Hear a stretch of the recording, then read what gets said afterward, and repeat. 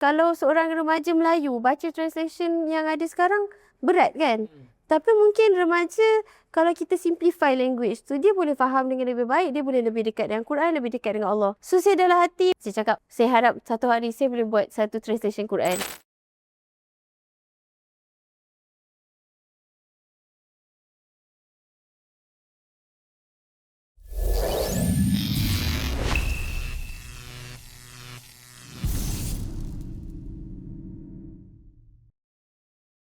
Alhamdulillah, hari ini episod yang ke-9 Recharge Podcast Business with Purpose dengan Puan Zahirah. Assalamualaikum. Saya selalu panggil dia Kak Ira. Assalamualaikum Kak Ira. Waalaikumsalam. Terima kasih Syah kerana menjemput hari ini. Alright. Podcast bersama Syah. Okay, so kita nak sembang-sembang sikit lah tentang I Love Quran dan saya panggil Kak Ira lah kot. Okay. Lebih mudah Kak Ira. Okay, so sebagai orang kat luar sana mungkin kenal Kak Ira sebagai founder I Love Quran. Tapi kita nak kenal dulu background seorang Zahirah ni. Daripada kecilnya, belajar dekat mana dan seterusnya boleh sampai ke I Love Quran ni. Mungkin ada brief cerita journey perjalanan. Saya lahir dekat kawasan Cokit. Bukan pelarian, tapi dulu ada hospital private dekat situ. Maksudnya mak saya sangat particular, dia tak nak bersalin dekat hospital government. Dia nak doktor pakar. So dia paksakan ayah saya untuk, kalau paksa ayah saya pun rela lah bayar untuk pergi hospital private bersalin tu. So dalam IC saya surat beranak lahir di Cokit. Cerita kelakarnya bila masuk sekolah rendah, kawan-kawan sekolah rendah lelaki terutamanya, dia dapat tahu saya lahir kat Cokit, diorang macam peminta sedekah ni, mengejek. Biasalah budak-budak sekolah kan. Sekolah mana dulu? Saya sekolah rendah ada 2 sekolah. Satu di Petaling Jaya tu lah yang paling teruk kena ejek. Tahu tak coklat Nini tu? Tu pun nama yang paling selalu ejek saya, Saleh. Saya tak tahulah dia buat apa sekarang. Dia selalu rambut dia botak sebab mak dia potong rambut dia macam army cut tu kan. Dia selalu ejek saya. Ni celup. Kenapa putih ini celup. Kenapa? Mak selalu celup lah. Dia nak cakap sebab kita Melayu tapi kenapa kulit kau putih kan? Jadi dia ejek-ejek saya. Saya macam tak apalah. Tu cerita sampingan lah. Sekolah kat PJ, section 14 rasanya. Sekolah rendah kebangsaan Seri Damai. Lepas tu saya pindah Bangi umur 10 tahun. Okey, umur 2 tahun mak saya pergi US belajar. Saya duduk dengan ayah. Masa tu saya ingat ayah saya, dia pun pening kepala kot nak jaga seorang anak kecil. Jadi saya ingat lagi, saya kejap kat rumah nenek ni, kejap rumah nenek ni, kejap rumah makcik. Tapi saya happy je lah sebab dapat perhatian daripada nenek dan atuk. Dengan banyaklah good memories masa tu. Berpindah randa. Tapi saya macam happy je sebab dapat kasih sayang. Ramai orang. Lepas tu umur 2 tahun sebelum 3 tahun tu, ayah saya pun hantar saya pergi US duduk dengan mak saya. Dia balik Malaysia. So 2 tahun sampai 6 tahun. 7 tahun sampai 7 tahun saya dekat US dengan mak saya berdua. Ikut ayah saya kat Malaysia. Mak saya belajar. Dia sambung degree. Lepas tu dia buat master sekejap. So saya dengan mak dekat sana. Balik Malaysia.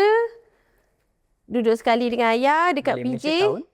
Umur 7 tahun. Tahun 1988. Saya ingat lagi darjah 1 saya masuk kelas. Saya menangis hari-hari dekat Malaysia sebab saya rasa sekolah macam, ni sekolah ke? Dia bukan sekolah. Sebab sekolah kat US memang fun. Macam boleh main. Kalau kita cepat siap kerja, kita main kat belakang. So kita, kalau kita dibenarkan. Memang itu schedule je. Macam kau nak pergi main, kau buat kerja cepat-cepat. So kita, kalau kita boleh senang faham dan kita pun target nak main, kita pun buat. Okey, kita biasanya saya memang nombor 1 dengan 2 siap dalam kelas.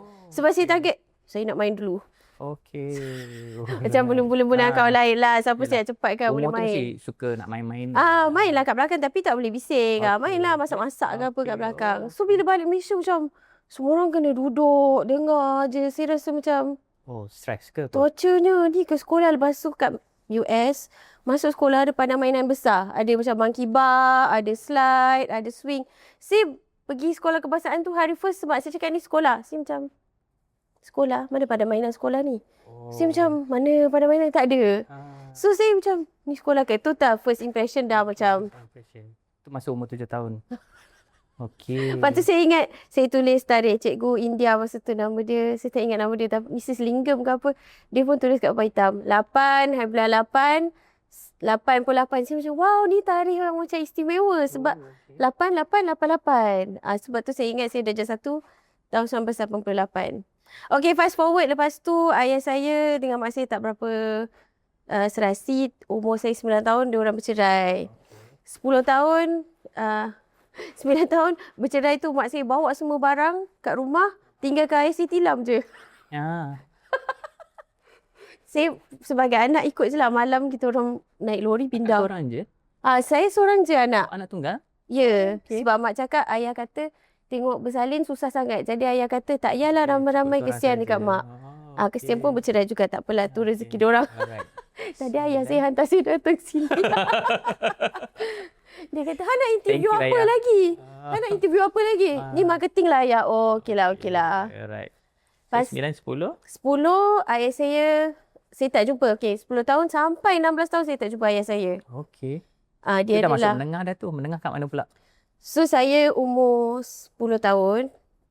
Masih sekolah dekat PJ. Kita orang duduk kat Setiawangsa. Okey. Setiawangsa dulu tapi ke macam PJ hutan-hutan tu lagi jauh. lah. Ada rumah flat PKNS, kita orang duduk kat situ. Sewa, saya ingat lagi masih orang datang tanya, anda pindah dah bercerai semua. Oh, sewa berapa? RM200. Oh, murah.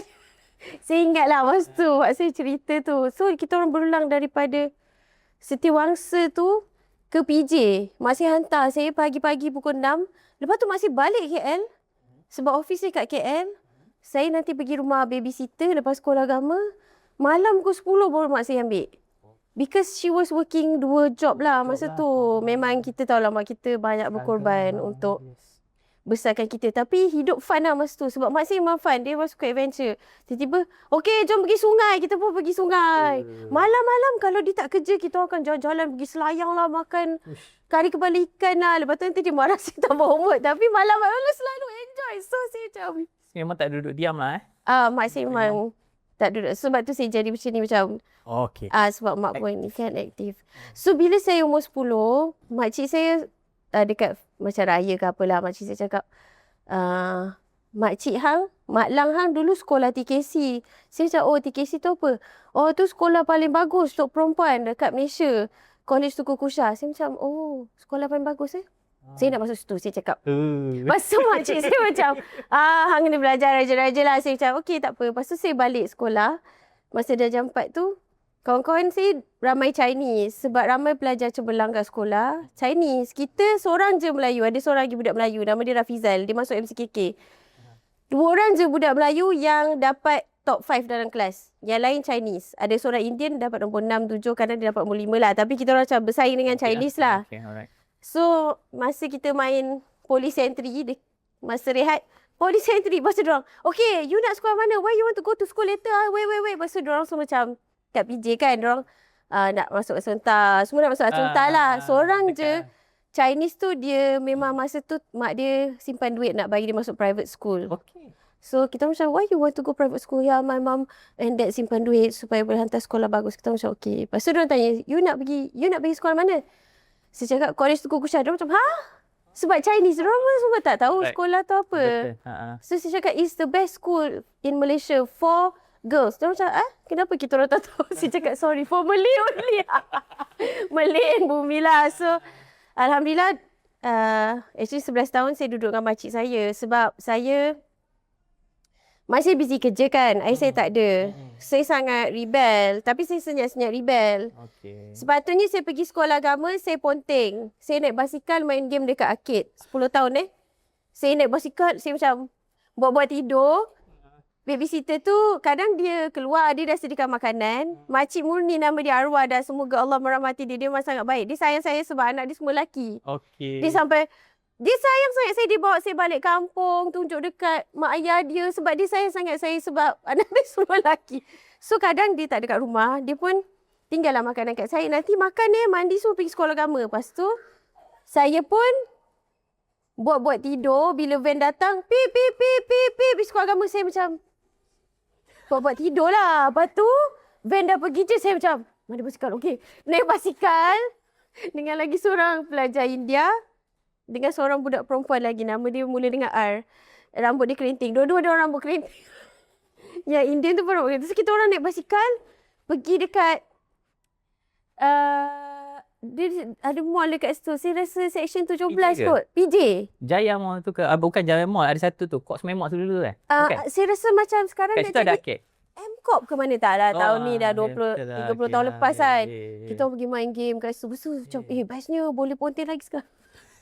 Jangan ikut. Anak-anak jangan ikut macam ni. Saya tak cukup perhatian dulu. So, tapi saya ingat mak saya tak tahu. Tapi mak saya tahu. Dia senyap-senyap. Dia cakap saya, mak rasa bagus hang duduk dengan Mak Lang Hang lah dekat Bangi. Sebab kat KL ni banyak pengaruh tak elok. Saya cakap, tapi saya nak masuk TKC. Yelah masuk sekolah luar KL mungkin lagi senang masuk. Saya pun macam okey. Bila saya dah besar, baru makcik saya cakap makcik saya sebenarnya dulu saya pergi game main arcade kan. Makcik saya cakap, kita orang dah tahu dah sebab itulah Mak Hang hantar duduk sini. Saya cakap, oh rupa-rupanya. Tapi diorang macam tak marah saya lah. Diorang tak cakap apa-apa. Mungkin diorang cuba faham lah.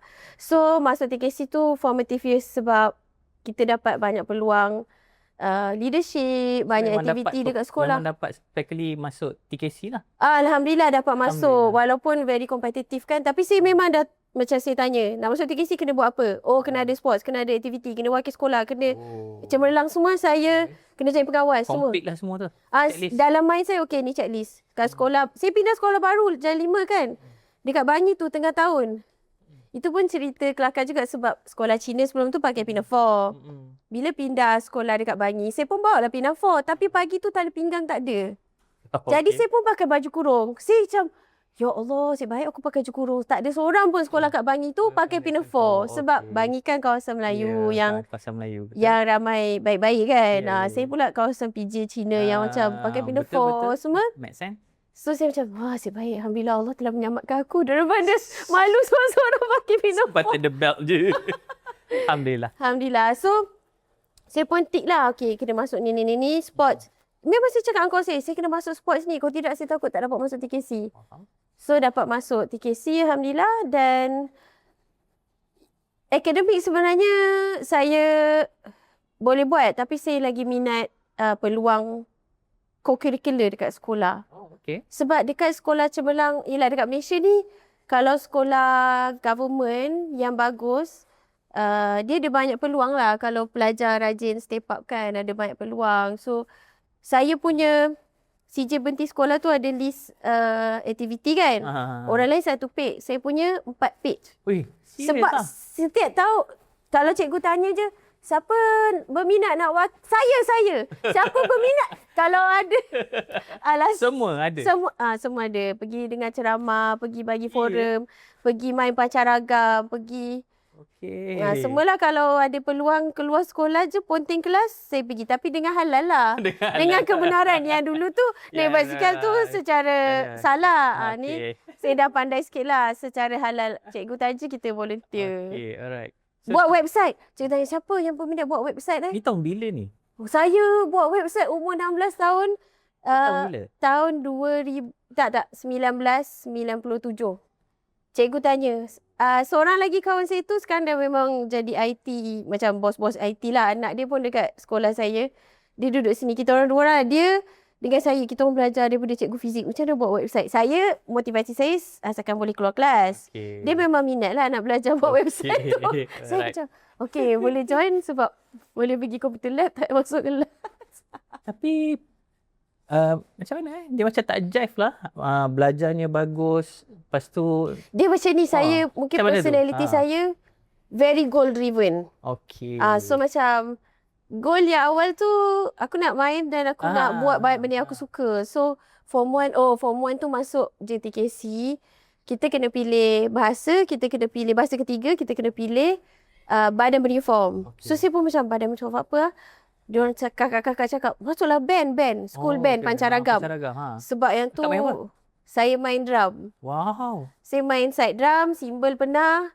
So masa tu saya masuk tu dan memang best pun sebab form 1 lagi siapa yang main drum, siapa main percussion, form 1 lagi kita cuti sekolah kena datang, kena pergi wakil negara, bukan negara macam pergi negeri lain semua. So kita macam wah bestnya umur 13 tahun dah boleh. Bukanlah lari daripada rumah, lari Maknanya motivasi dia adalah memang untuk keluar dari kelas saja.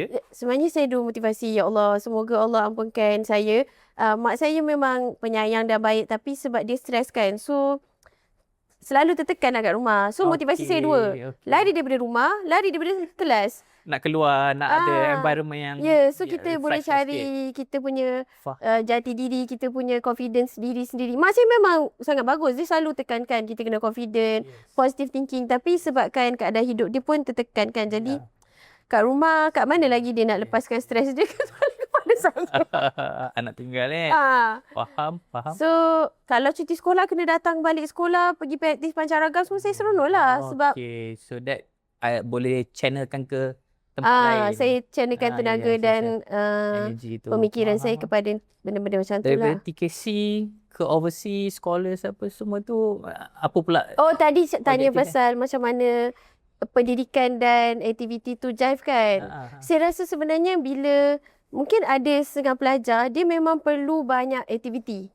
Baru otak dia boleh bersambung. Sebab bila dalam kelas, contohlah walaupun sekolah cemerlang kan, Kolej Tunku Kusha, tapi cikgu punya cara pengajaran masih tradisional. 90%, okeylah 80% cikgu tu duduk kat depan, dia baca buku teks. Okay. Baik saya baca dekat bilik je. Saya memang tertidur dalam kelas. Saya memang tak boleh. Kalau cikgu baca je tertidur, cikgu tulis kat depan pun saya boleh tertidur. Ni kan pula cikgu baca. Jadi sebenarnya kita faham cara belajar kita. So bila kita pergi aktiviti luar, kita punya darah berjalan, kita rasa happy. So bila kita nak belajar, macam saya memang visual learner. So banyak benda saya belajar sendiri. Bila tak faham, cikgu memang baiklah. So kita pun tanya cikgu, ni tak faham. Tapi kalau kita duduk dalam kelas, kita macam jadi macam apa, lemau jadi lemau. Jadi kita kita faham cara kita belajar lah. Faham. So daripada TKC, apa yang drive pergi ke overseas, apa lagi goal yang nak achieve tu? Masa saya 10 tahun kan saya cakap saya nak masuk Kolej Tunku Kusha. Sebab apa? Bukan saya tahu sekolah tu apa. Tapi sebab ada orang cakap kat saya sekolah tu sekolah terbaik untuk budak perempuan. So saya nak aim. Yang pergi overseas pun sama juga. Sebab yang terbaik dalam Malaysia dapat tawaran luar negara. So saya macam, okey, aku nak juga jadi kategori terbaik ni. Dia macam, siapa yang bagi tahu? Tak ada orang. Tak ada bagi tahu. Mak saya tak ada pun. Mak saya malah tak nak pun saya pergi belajar luar negara. Siapa yang macam bocor yang you tahu bahawa itu logik je lah. Macam logik je lah. Scholarship pergi luar negara bukan banyak. Sebab saya tengok senior. Senior sekolah yang paling pandai je dapat scholarship overseas. So saya macam, saya tak boleh. Sebenarnya dekat TKC kita ada satu kelas paling pandai. Kelas paling pandai tu, yelah cikgu target lah dia orang straight A. Saya bukan kelas pandai sebab saya asyik lari daripada kelas kan.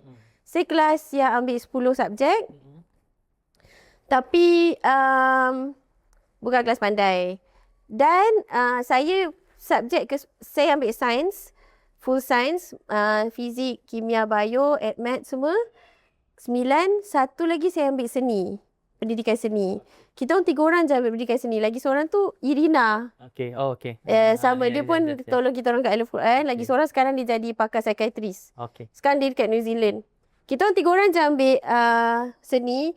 Dan 2 orang kawan saya lagi tu, penolong kanan sekolah jumpa dia orang, cakap kat dia orang, you kena drop subjek ke 10 you. Iaitu seni lah. Tapi dia tak bagi saya. Lepas tu kawan saya datang balik cakap saya, Ira, cikgu suruh drop lah. Saya macam, mana boleh? Kenapa cikgu tak bagi saya? Dia tahu saya akan lawan kan? Habislah masa saya pun tahu. Memang saya pergi. Saya cakap, cikgu, ini hak kita orang. Kita orang memang nak ambil seni. Cikgu tengok, kita akan dapat. Subjek lain tu kita akan berjaya juga. Dan kita akan dapat. Memang kita orang semua dapat. Seni tu memang semua A lah. Saya cakap, mana boleh cikgu sekat minat belajar?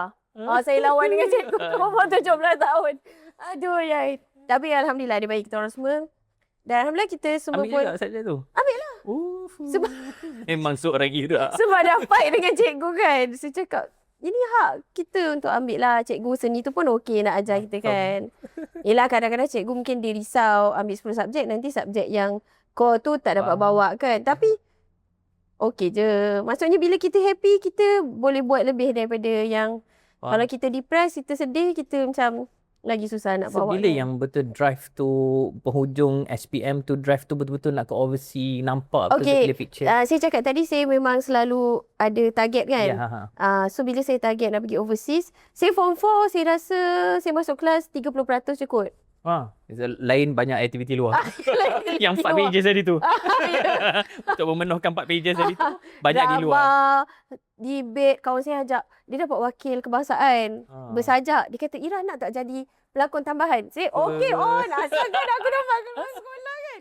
So, kita masuklah peringkat kebangsaan. Padahal kita jadi macam matahari pusing je dekat. Dia yang baca sajak depan tu. Tapi kita dapat juga masuk kebangsaan. Watak tu pun okey Watak tu pun. Aduh, janji dapat keluar sekolah Janji guys. dapat. Dan dapat penuhkan aktiviti regimen. luar tu. Okay, alright. So, bila saya tahu lepas form 5, SPM saya kena score. Kalau nak dapat, so maksudnya kita terus plan lah kita nak apa. Kalau kita nak capai benda tu, kita kena ada apa. So, saya tahu saya nak scholarship overseas sebab yelah mak pun sampai kena 2 kerja kan masa saya lebih kecil tu. Maksudnya kalau family nak hantar memang tak ada kemampuan lah. Kita nak pergi overseas, kita kena score. Tapi score tu score apa? Score paling penting penaja nak tengok sains. Matematik tambahan, fizik, kimia, bio, mesti A. BM, English Alhamdulillah saya okay.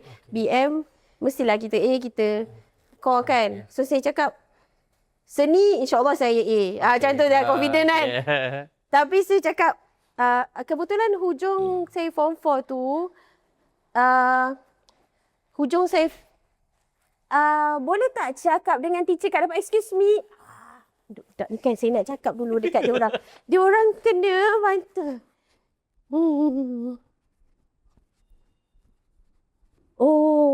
Saya rasa dalam banyak episod guys, boleh ini yang paling rare budak-budak masuk. panel dia akan keluar, dia akan hambat. Sebab ni memang Kak Ira memang jenis macam ni. Bukan hanya podcast ni dia boleh buat untuk semua. Dia memang jenis yang santai sahaja. Jadi saya tidak akan cut pun. Tak panjang sangat.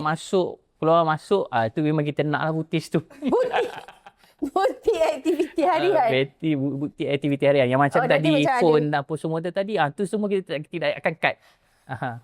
Okay, jom scholar. Okay, jadi kita tahu kita kena A apa. So kita pun, padahal saya kan dah banyak tak masuk kelas.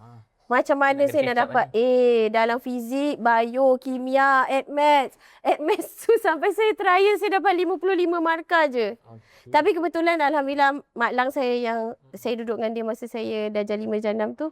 Masa saya cuti hujung tahun form 4 tu dia bawa saya pergi umrah.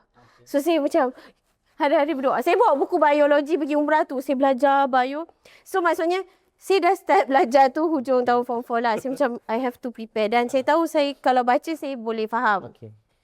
Dan saya berdoa depan Kaabah, Hijr Ismail, semua saya berdoa. Ya Allah bagilah aku straight A. Ya Allah bagilah aku straight A. Tapi saya cakap dengan Allah, tapi sains, sejarah tak apalah. Yang lain semua A. Sains kena A.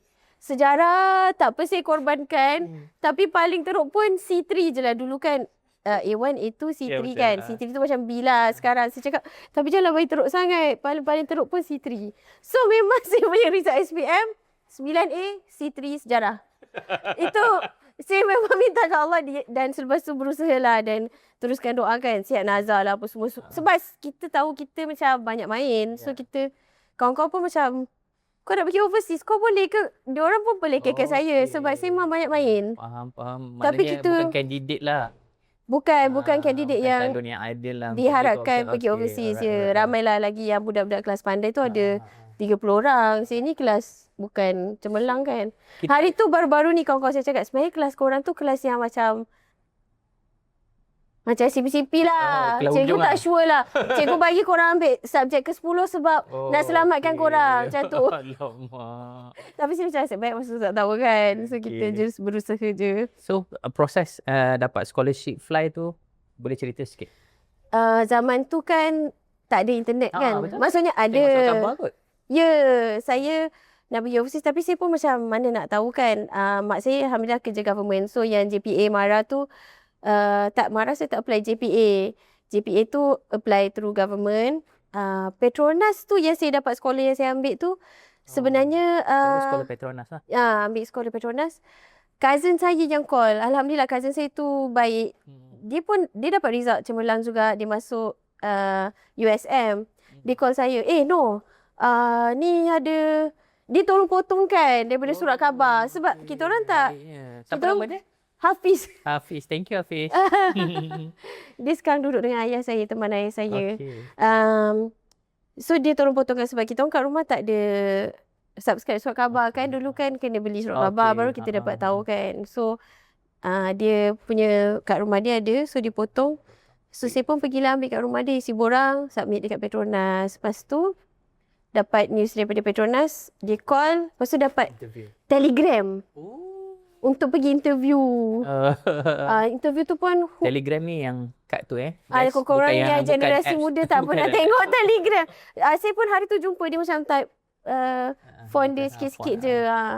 So dapat interview dekat KLCC tingkat 36. Saya ingat lagi saya pakai baju kurung warna hijau tua dengan tudung merah hijau putih. Tak apalah. Sampai sekarang colourful. Tak, sampai sekarang pun. Tadi tanya anak saya, warna ni okey ke tak? Dia macam okey lah, boleh lah. It's just you mother. So, dan sebenarnya masa umur saya 16, mak saya kahwin lagi seorang. Father tu lah, my stepfather. Mak saya cakap, okey ke mak nak kahwin? Saya cakap, ikutlah mak kan. It's your life.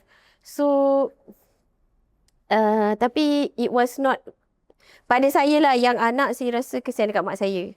Sebab dia ada isteri seorang, so dia selalu hilang. Anyway, tapi hari pagi yang saya nak interview tu dia dekat rumah lah.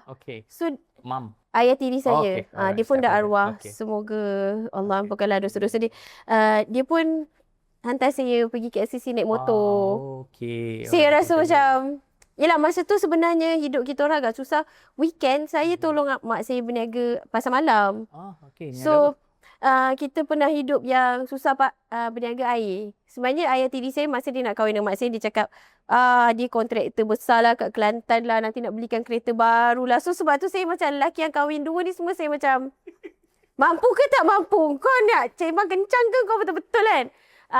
Sebab kena kat mak saya kan, dia sembang kencang nak beli kereta baru lah. Saya pun macam happy lah dapat ayah tiri beli kereta baru. Sebab kereta kita orang macam kereta buruk lah masa tu kan. Rupa-rupanya lah kita nak pergi dapat kita nak. Kereta mak saya kena jual. Dia belikan kereta yang 1975. Kita orang balik kampung pun berasap tengah jalan, kena tidur kat hotel dekat Taipei pukul 2 pagi. Memang saya macam, sampai saya dapat adik seorang lah daripada perkahwinan mak saya. Very sure, okay. Mak saya kahwin tu. Saya cakap dengan mak, tapi saya kesian mak saya. Dia tak ada kereta. Dia kena jalan kaki. Dia ni pegawai kerajaan PTD.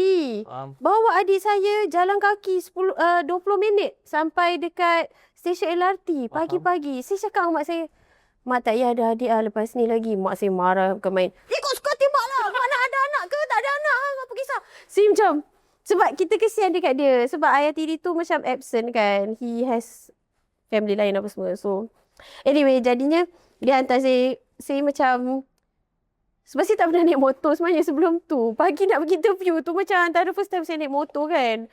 Dengan tengah-tengah KL. Dengan, kan kalau pakai kain, kena sela. Tapi saya pakailah seluar dekat dalam. Tapi still kita macam berdebar-debar dengan tak saya. Sebab sampai-sampai macam KLCC kena tukar lift semua kan. Dia ada 2-3 lift nak sampai tingkat 36. So macam berdebar-debar lah. Tapi ramai ke interview? Saya rasa macam, saya tak tahu lah, tapi yang saya nampak masa tu dalam 30 hingga 50 orang lah. Dan budak yang sama blur dengan saya nak naik lift sampai tu, nama dia Sahirul. Kita orang naik lift sekali, dia pun blur-blur, saya pun blur-blur. Terus macam okey. Oh, tingkat ni tukar lift lah apa semua. Dia dapat, kita pergi interview tu macam group tau. So ada 4 orang. Interview sekali? 2 interviewer. 4 orang pelajar. Tanya soalan lah. Dia dah bagi case study. Dia dah bagi case study. Saya tak ingat lah case study tu pasal bisnes ke apa. Saya tak ingat. Kita baca sebelum. Lepas tu kita kena bincang. Dia tak dia cakap siapa jadi apa. Dia cakap okey awak bincang 4 orang. So kita terus macam okey apa pandang. Kita mainkan peranan lah. Akak yang tak pasal dia seorang tu. So kita orang punya group tu 3 orang dapat scholarship. Saya dapat US, yang Sahirul tu pun dapat US. Seorang lagi dapat Australia, tak ingat nama dia. Seorang je tak dapat. Itu pun sebab dia tak cakap apa-apa langsung. Dan saya sebagai moderator. Saya siap moderator. macam, apa pandangan awak? Tak apa cakap Melayu pun tak apa. Saya macam encourage. Sebab kesian dia tak cakap apa-apa kan. Nak encourage lah. Tapi dia nervous Sangatlah kot. Kak Ira.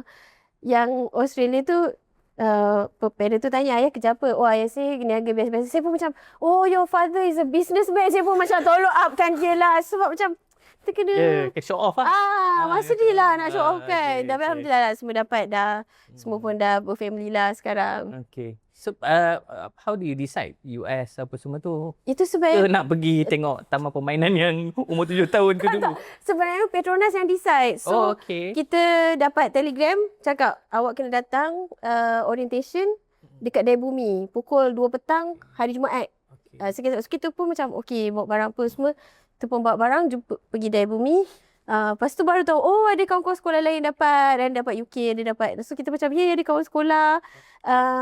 Dan masa tu dia bagi tahu, okey awak dapat US, awak dapat UK. Saya sebenarnya nak pergi UK sebab dah kecil-kecil kat US kan. Lepas tu UK kan macam...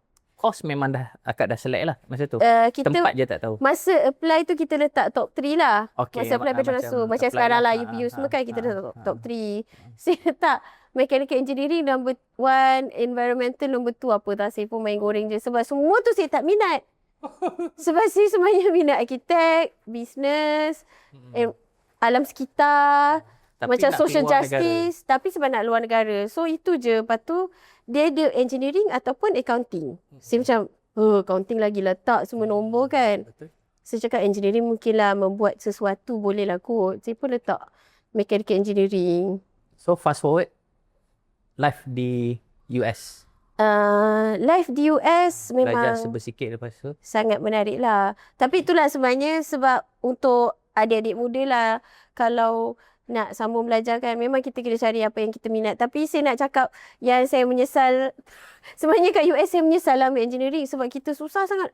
Dia kalau kita tak minat, memang kita susah lah nak belajar. Tapi kita still dapat environment tu yang mahal lah. Environment, dapat jumpa tempat lain, culture baru, kawan-kawan baru, Muslim yang bukan Melayu kan. Yang tu memang mahal lah. Jadi nak cakapnya, jangan pilih macam saya, tapi still saya dapat benefit tu lah. Meaning, so saya apply mechanical engineering. Sebelum saya fly lagi, saya dah tukar environmental. Saya dekat US, saya tukar daripada environmental jadi industrial. Sampai saya dah nak masuk 4th year, student advisor Petronas saya, Cik Kamara Zaman, dia cakap, Zahira, you betul kena buat engineering. Mesti dah tukar 3 kali kan?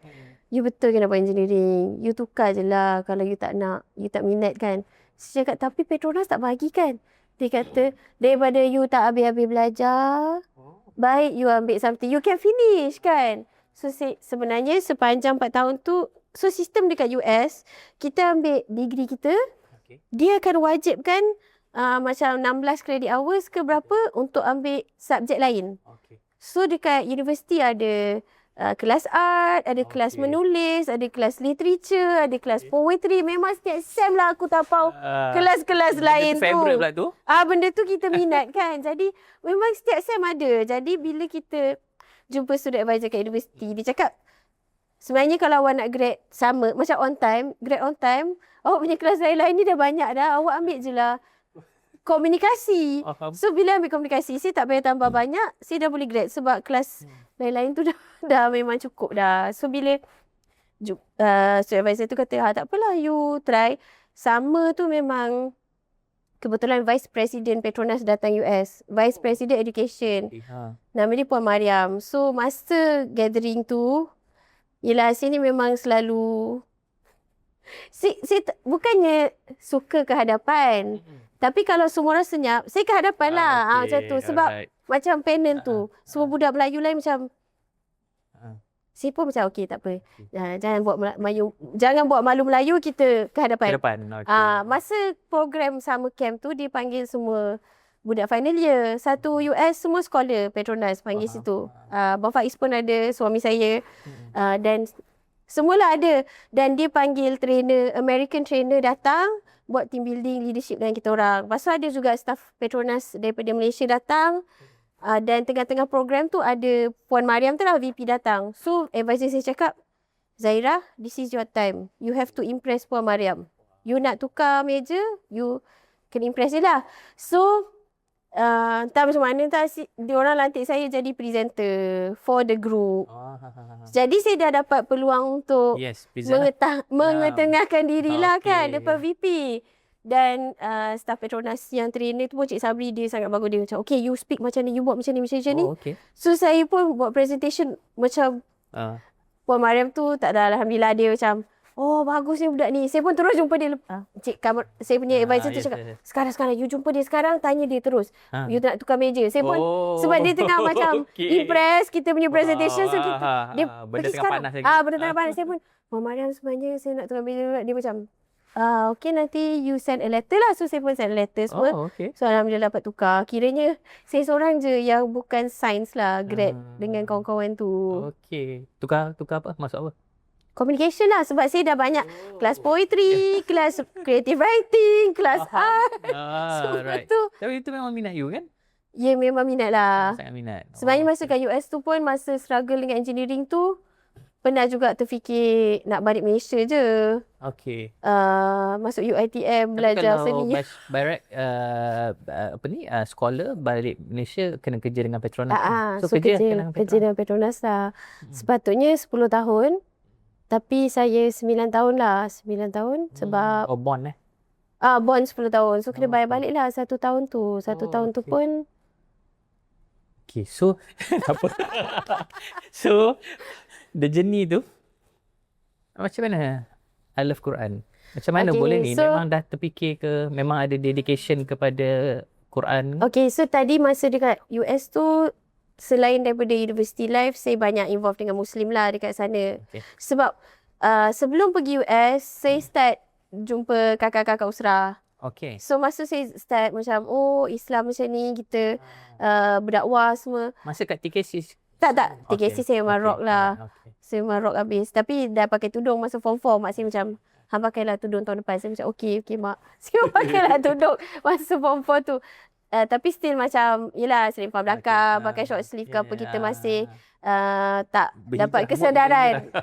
Belum lagi. Jadi masuk UiTM sebelum fly tu, baru saya jumpa kakak Usrah. Lepas tu, jadi saya takut. Bila saya nak pergi US, saya macam, what if saya macam terbambas ke? Larau. Saya risaulah. Tapi saya tanyalah, sini-sini kan, diorang cakap, satu bumi ni, Allah punya. Mana-mana pun ada masjid. Mana-mana pun kita boleh cari Allah. So saya macam, okay, insyaAllah. Tapi dia kata, dakwah sister. Tak, tu brother yang bagi nasihat. Alamak. So dia cakap, you pergi, dia dah pergi US dululah. Bukan brother Faiz. Saya tak berani message dia. Dia macam, terlalu baik. Tinggi sangat makam dia. Tapi adalah write up pasal pertemuan dengan brother Faiz. Yang tu series tu lain lah. Yang brother ni, dia masih kat Malaysia lah Dia dekat US, saya kat Malaysia. Saya macam email je ramai-ramai orang. Saya tanya nasihat. So he was one yang reply yang nasihat dia. Saya rasa macam bagus lah. Dan dia kata, pergi sana, make sure cari masjid. So saya pun, pergi sana saya cari masjid. Tu yang saya jadi very involved dengan Muslim community lah. Sampai imam tu pun nak buat saya menantu apa semua. Jadi, saya start hafal Quran dekat US. Saya start tengok, ada banyak jenis translation. Dan sebenarnya saya nazar berlaku masa di US. Dekat New York lah, dekat New York, tapi bukan bandar besar, New York kampung. Dan saya memang nazar sebenarnya kalau Allah bagi saya belajar overseas, saya akan habiskan baca terjemahan Al-Quran. Subhanallah. Sebenarnya kita semuanya patut baca pun, tapi kita tak baca. So saya cakaplah dekat Allah, kalau dapat pergi overseas ni saya akan baca lah. So itu nazar dia Itu nazar. Sebab saya macam, asyik nazar puasa, tak ada nazar lain ke? Saya pun buatlah sesuatu yang berlainan kan? So masa saya dapat offer Petronas tu je, saya terus pergi jalan tak. Kedai buku kan ada banyak kat situ. Saya cari. Saya pergi banyak kedai lah, saya nak cari yang English version. So lala saya beli tu Abdullah Yusuf Ali. Tapi bila saya pergi US, ada banyak translation lain. Ada Marmaduke Pickthall, ada The Noble Quran. So, saya macam, rupa-rupanya banyak yang kita boleh belajar. Walaupun bahasa Arab kita belum baik sampai kita boleh faham Al-Quran, tapi translation ni pun boleh memainkan peranan untuk kita faham dengan lebih baik lah. So saya cakap dalam hati, kenapa kat Malaysia kita translation dalam bahasa Melayu Itu je lah, macam tak ada banyak variety. Sebab contohnya saya sangat tertarik dengan Marmaduke Pictol sebab dia punya translation simple English. Masa tu tak ada Noble Quran, sekarang dah ada Noble Quran. The Clear Quran. So saya macam, kalau seorang remaja Melayu baca translation yang ada sekarang, berat kan? Tapi mungkin remaja, kalau kita simplify language tu, dia boleh faham dengan lebih baik, dia boleh lebih dekat dengan Quran, lebih dekat dengan Allah. So saya dalam hati masa tu dah final year lah. Saya cakap, saya harap satu hari saya boleh buat satu translation Quran. Untuk orang muda kat Malaysia. Macam tu je lah saya niat hati. Dalam masa tu saya ada berangan. Sebab saya kan ambil komunikasi. So saya berangan lah. Mungkin satu hari aku boleh jadi sastrawan negara. Apa-apalah berangan. Saya kan kuat berangan. Tapi balik Malaysia. Dan masa kat US tu saya start hafal Quran. Dengan kawan-kawan, dengan imam masjid lah. Saya habiskan juz 28. Juz 30, juz 29, juz 1. Bila saya balik Malaysia, saya kerja Petronas, saya sambung lah dengan ustaz kat Malaysia. So saya ceritalah kat ustaz kat Malaysia tu, nanti saya nak buat lah translation Quran supaya anak muda lebih dekat kan. Dia macam nak gelakkan saya lah. Tengah kerja dengan Petronas? Dah kerja Petronas. Macam balik pukul 6 tu rushing pergi tasmik.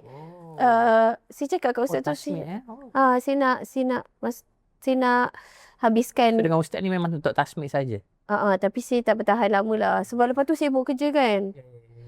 Tapi saya cakap kat ustaz tu, saya nak translate Quran. Dia macam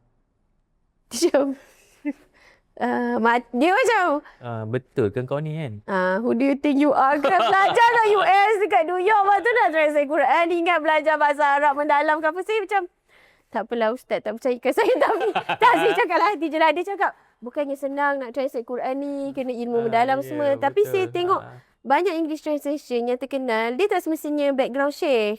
Ada yang diorang background bahasa, tapi Allah bukakan hati dia. Dan terima amalan dia translation tu kan, orang boleh faham. So saya tak apalah, saya simpan je lah. Lepas tu dah sibuk kerja, sibuk dengan anak. Lepas tu pergi Ireland. Balik tu anak yang first, yang Umar tu kan, dia dah 6 tahun. Sebenarnya dulu saya very syadid lah. Saya tak nak anak saya masuk sekolah selagi tak hafal Quran. Umur berapa? Masa tu dia 6 tahun. Kita pergi Ireland, umur dia 5 tahun. But Malaysia dia dah 6 tahun. Tapi masa tu saya dah faham lah, cita-cita saya terlalu syadid sangat, tak realistik lah untuk. Tapi masa tu memang Omar in a journey of hafal Quran. Sebenarnya dia banyak hafal dengan ayah dia. Masa kita orang kat Bintulu, sebab hidup kat Bintulu lebih macam work-life balance. So dia boleh hafal, pergi masjid, dapat hafal. So dia macam hafal banyak lah. Umur 3 tahun dia dah hafal 10 surah lebih. So bila balik KL dah tak bertambah sebab busy. So kita pergi Ireland tu, lepas tu lah kita buka Alif Quran lah. So macam in between of that, apa yang membuatkan that's it lah anak buka Alif Quran? Sebenarnya bukan saya yang cakap macam tu. Habis tu? Brother Faiz ni. Dia yang macam, anak kita. Saya kan macam sibuk dengan cita-cita saya lah, kerja lah. So saya macam pergi. Saya sambung Masters MBA kan dekat Ireland. Saya macam ada track cita-cita saya lah. Macam anak-anak ni macam parenting, education, macam asalkan kita meet yang meet lah. Tapi Faiz dia lebih systematic kan. Dia lebih systematic. Dia macam kalau kita tak do something proper, kita tak susun, we will lose their time lah. Nanti diorang dah 12 tahun, kita tak sempat pun sebab kita tak ada sistem. So saya macam support je lah. Support dia. Dia kata kita kena buka tempat Quran yang boleh cater anak-anak kita. So kalau tak ada sistem, we will lose their time lah. So saya macam support. Support. Lepas tu buka lah. Tahun bila tu? 2013. Masa tu kita baru balik daripada Ireland. Bulan 8. Bulan 10 kita interview cikgu. Bulan 11 kita start buat promo. Bulan 12 program cerita sekolah. Bulan 1 dah buka center.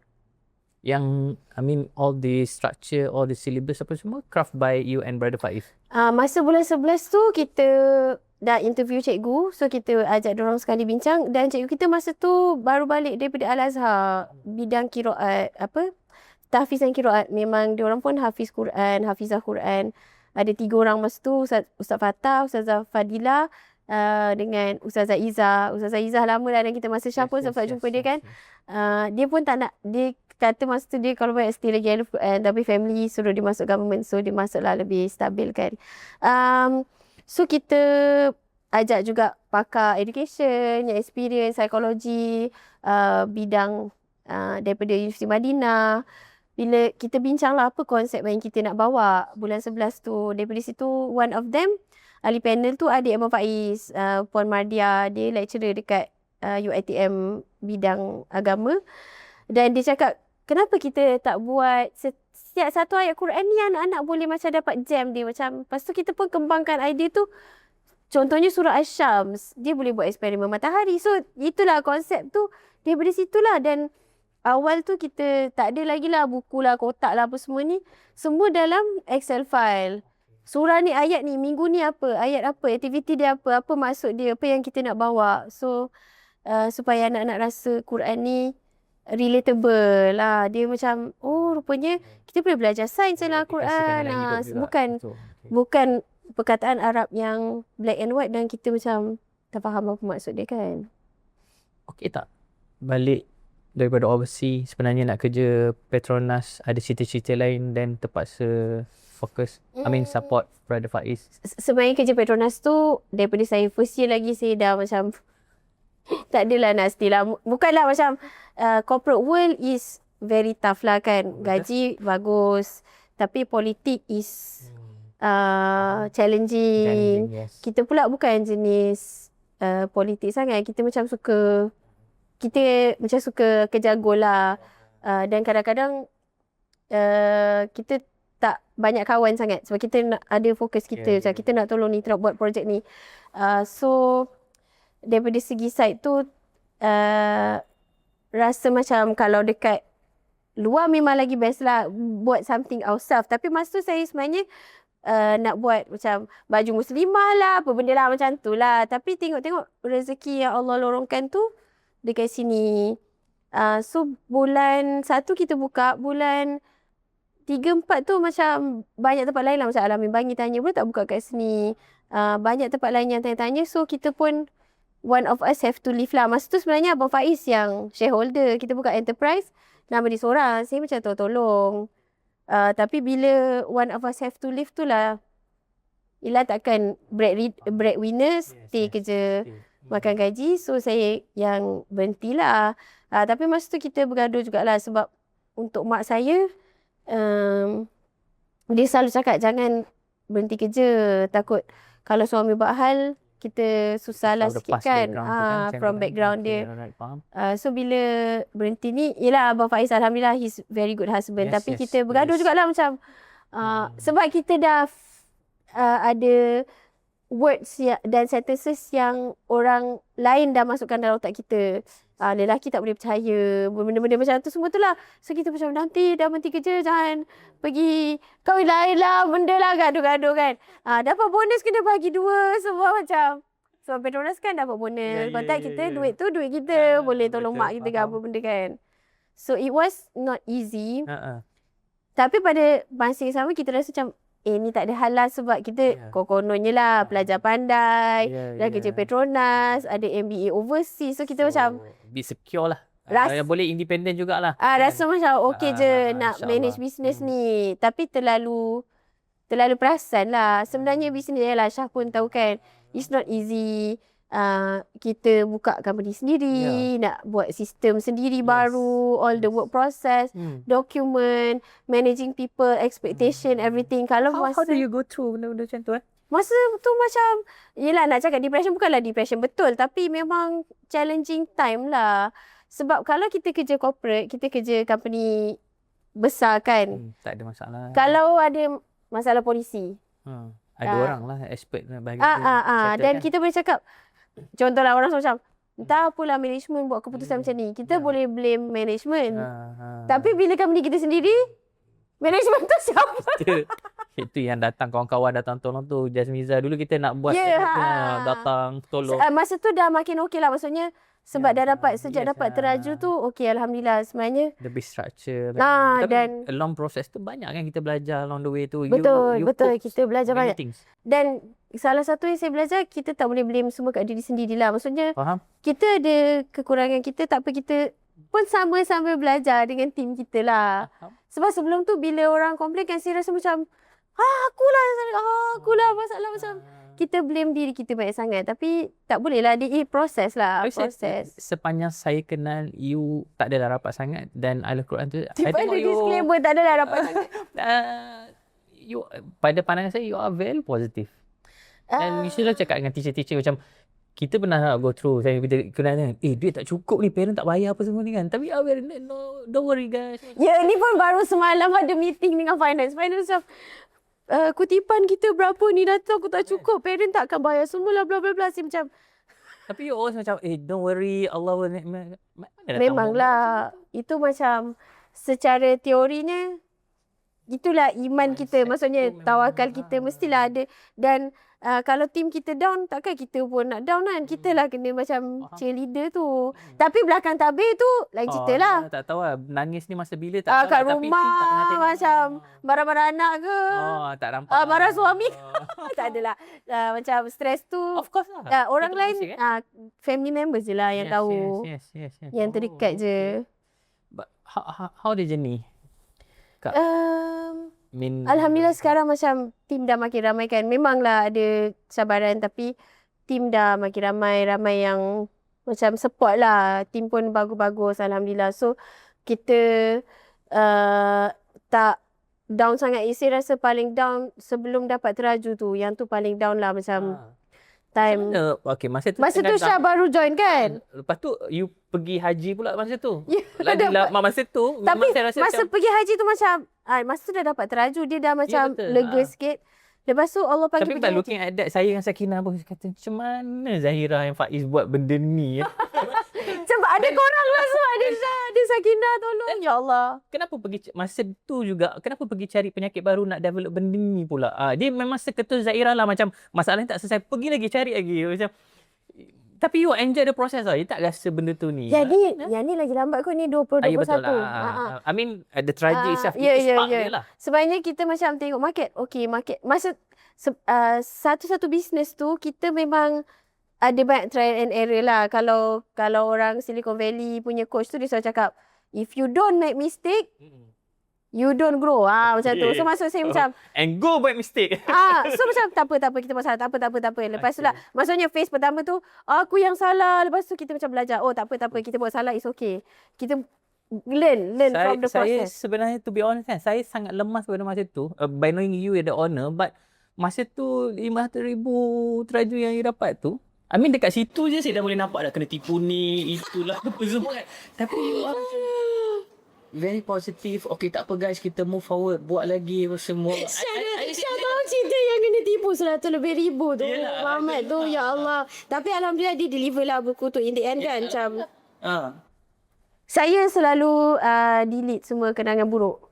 Bila Syah sebut ni macam tapi saya dah delete dah. You memang always sangka baik dengan orang. I mean you letak positif pada orang apa semua kan. But tapi orang tu saya dah mark lah. Saya takkan. Subhanallah. Ada orang lain pun tanya saya pasal orang tu, saya memang, you jangan dengan dia. Dia memang kaki kon lah. Tapi jenis tu Alhamdulillah turn out kita ada produk. Cerita sikit kat pasal benda tu. I mean kita sampai dah ada aplikasi kita, orang dapat belajar. Mungkin proses lah kan. So macam masa Syah tu ada Marwah dia. Betul. So Marwah ni dia background belajar dekat Jordan, bidang usul fiqh, dan kita ambil dia. Dia pun very good, Masya Allah. Buat modul, tolong kita buat modul. Dia masuk I Love Quran 2015 masa tu mengajar. Lepas tu dia tolong kita buat modul 2017-18. Masa kita dapat teraju tu Adam Fiq, Yusra. So diorang buat modul. Bila kita dapat grant tu baru kita boleh invest untuk buat illustration proper semua kan. Kalau tak sebelum tu semua macam saya mention tadi lah, dalam Excel file je. Semua kita refer kat dalam tu. Bila so Excel file tu yang terjemahan visual dia jadi macam ni lah. Ya, tapi bila daripada Excel file ke buku, banyak lagi lah kerja dia kan. Macam banyak lagi words yang perlu dimasukkan. So kita buat tulis tu, kita ada tim kita, ustaz-ustaz kita, ustazah kita, alhamdulillah. Dan bila dah print tu, Marwah cakap kat saya, Kak, dulu akak cakap, kan dia masuk Ahlul Quran 2014-2015 tu. Dia kata, dulu akak cakap pasal buku ni kan, nak print ada gambar semua. Saya memang tak boleh nampak Kak. Saya tak percaya. Tapi hari ni, benda ni dah ada. Jadi tadi saya, macam mana Kak Ira punya perasaan kan? Dia selalu tanya saya, macam mana perasaan Kak Ira? Dulu memang plan ke nak buka banyak branch? Masa awal tu tak pun memang untuk anak lah. Tapi bila opportunity, dia macam organic lah. I think dia jadi macam, dan dia berkait dengan mission. Bila saya lama tu saya, sebenarnya saya doa kat US, kat masjid tu yang saya buka tafsir, terjemahan Marmaduke Pictol tu, saya cakap saya harap satu hari saya boleh buat terjemahan yang relate dengan orang muda. Ini adalah version. Saya tak sangka ni lah. Rupanya Allah dah terjemahkan. Right. Bukannya senaskah Quran exactly, but dalam bentuk macam ni. Dan bukan saya tulis seorang, tapi dengan sangat ustaz-ustazah lain the yang ada research kelayakan. yang ada dalam bilik tu, wah. Everyday macam fikir lah. Saya kata, dahsyatnya dedication dia. Masa tu ada kan. So, alhamdulillah lah. Sekarang kita pun. Tapi orang hantarkan orang-orang macam ni. Dia semua kan? Daripada Allah lah kita. Sebab tu bila Syah tanya macam mana boleh positif? Sebab kita bergantung kepada Allah. Kalau kita percaya Allah tu Al-Karim, Al-Akram, Ar-Rahman, Ar-Razak, mesti dia tolong. Dia mestilah ada dugaan tu lumrah hidup. Tapi wal-aqibatu lil muttaqin. Yang akhirnya yang baik tu untuk orang bertakwa. So kita keep je kita punya positif tu dengan Allah. Okay, if I boleh tanya, titik terendah dalam journey menghasilkan sebenarnya masa tu Syah ada kot 2019. Okay. Syah orang baik lah, tapi mungkin antara geng perempuan. Sakinah memang baik lah. Itu memang best friend. Tak boleh kira. Itu hari-hari ratib tu. We cannot feel this. We have to do this. Kan? Sebab pada masa tu pun Mission Impossible. Kita nak launch ni guys. Lepas tu saya tak ada. Saya pergi haji. Kena tinggal. Maksudnya kita launch di Saudi. Dengan Dr. Zul. Allah nak ajar kita. Lepas ni bukan projek kau. Biar aku yang akan handle. Dia orang handle kat Malaysia. Saya dengan suami pergi haji nak kena fokus. Mana boleh tengok telefon kan. Kita nak fokus. Betul. Memang dia fokus betul guys. Haji kan. Habis tu husband saya cakap. Sebab kita nak launching. Syah buat video kat Malaysia. Kita bawa video tu dekat Mekah. Datuk Mufti launching dengan kita. Padahal tim kat Malaysia buat. Kita orang kat Mekah tak tengok telefon semua. Macam alhamdulillah semua berjalan lah. So, and the journey ada titik so yang sebenarnya sebelum tu lah, I don't know, Syah sempat jumpa ke tak dengan ada grup yang macam mana dalam syarikat kadang-kadang memanglah ada politik. Tapi masa tu sebenarnya ada yang dia sebenarnya ada mental health issue tapi dia tak nak seek help. Jadi terjemahan tu jadi very toxic environment dekat company kan. Dan saya pun tak tahu dia ada mental issue. I was very close to her. Tapi rupanya dia cakap kita belakang macam lain. Dia cakap ke orang lain. Dan dia macam tikam belakang semua orang. Tapi semua orang tak perasan. Tapi company jadi very bad lah. Sebabkan there is distrust everywhere kan. Bila ada satu batu api yang mencocok daripada semua segi. Yang tu memang paling lah banyak kali tak boleh tidur macam. Sebab saya tak tahu siapa. Saya macam siapa ni? Kalau aku tahu aku nak buang terus. Tapi kita tak tahu sebab she is very nice. Okay. End up you tahulah. I think Sakinah tahu. Sakinah pun tak tahu kot. I think before you guys masuk kot. Okay. So settle lah benda tu. Tak tahu kot. Mungkin CP-CP Syah sekejap. Tapi lepas tu dia dah tak ada. Transition lah masa tu. Tapi yelah kita doakan lah. Sebab lepas tu kita tahu rupanya dia ni sakit. Dan dia pernah tunjuk saya dia kelar-kelar tangan semua. Saya cakap you have to seek help lah. Tak boleh macam ni kan. So itulah. Banyak lah. Maknanya lepas pada tu yang pasal audio visual apa semua tu. Lepas tu ada isu partnership juga dulu. Partnership mana? Banyak benda yang tak semua saya delete. Ya betul. Okay, so fast forward the journey itself. Then kita sampai ke fasa nak kena market pula this product. Nak kena market this product. And then saya dah tak ada. Saya tengok akak banyak keluar negara juga. I mean nak jual rights apa semua ni. Sebenarnya Kenapa? kita jenis, yelah mungkin Syah pun tengok juga kan sebab pernah join tolong. Kita macam mana bila kita buat something produk ni sebenarnya baru kan, macam dekat Malaysia orang tak biasa lagi ajar tafsir kepada kanak-kanak. Macam orang mungkin macam dah pencen, okey kita pergi kelas tafsir kan. Tapi macam mungkin parent rasa apa keperluan mengajar tafsir kepada kanak-kanak kan. Jadi produk ni adalah sesuatu yang baru dan walaupun dalam market kita sebagai pendakwa ataupun kita sebagai parent, kita sebagai educator, kita nampak benda ni sangat perlu supaya kanak-kanak nampak agama daripada source asal. Tapi mungkin parents ramai tak tahu. So, marketing tu sangat-sangat mencabarlah kan. Kita kena betul-betul tengok siapa target market. Banyak kali kita go back drawing board, mistake and redo.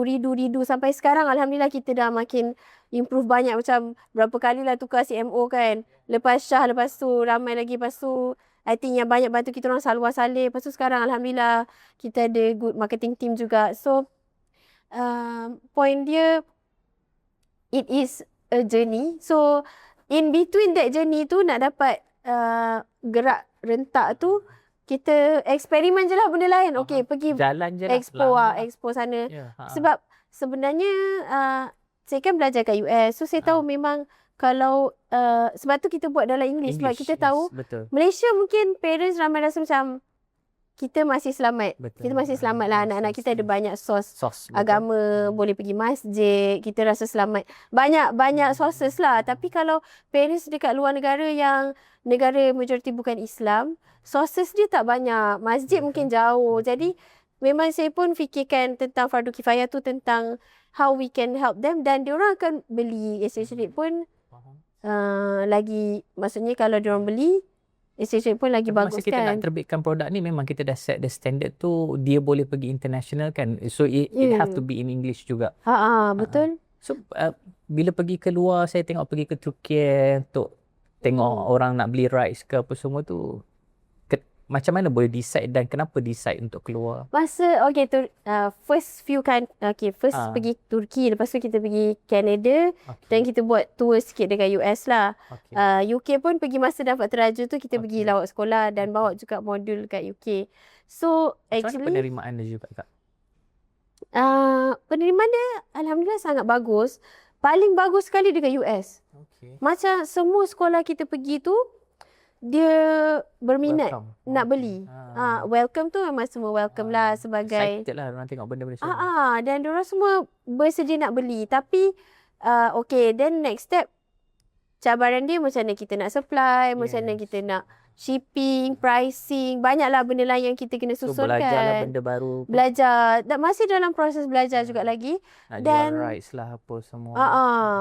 Banyak juga yang berminat, tapi yelah, lepas tu bincang-bincang pricing. Lepas tu kalau kita lambat reply, kita pun lose lead ke apa kan. So that is a part of the business process. Part of the process. Tapi yang kita tak sangka, Alhamdulillah Allah buka jalan Indonesia. Indonesia bukan market yang saya target sebab betul. By right, diorang pun sources lagi banyak. Sources pun banyak. Dan sebab kita kan buat dalam English. Yes, betul. So kita pun macam target English speaking country lah. Tak sangka Indonesia ni Allah buka jalan. Juga.